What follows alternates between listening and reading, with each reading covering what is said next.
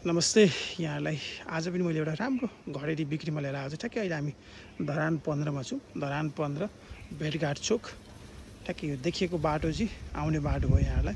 ठ्याक्कै सदन स्कुलतिरबाट आउने बाटो हो अथवा यहाँले सदन स्कुल नाइट बस पार्क हुँदै आउनुपर्ने हुन्छ। यो देखिएको बाटो आउने बाटो हो।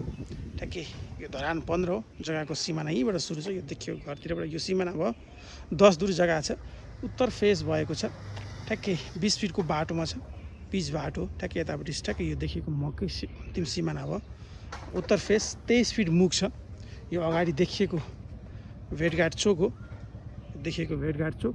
हामी सदन स्कुलतिरबाट आउँदाखेरि भेटघाट चोक पुग्नु पर्दैन अथवा त्यही बाटोबाट पनि आउन सकिन्छ। ठ्याक्कै यहाँसम्म यो देखिएको घडेरी राम्रो लोकेसनमा छ।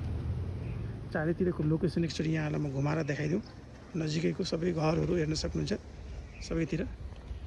यदि यहाँहरू इन्ट्रेस्टेड हुनुहुन्छ यसको पुरा भिडियो हेर्न चाहनुहुन्छ भने real estate Nepal Bhuwan Thapa YouTube च्यानलमा गएर यसको पुरा भिडियो हेर्न सक्नुहुन्छ। डिटेल्स, कन्ट्याक्ट नम्बर, प्राइस सबै त्यहाँबाट पाउन सक्नुहुन्छ।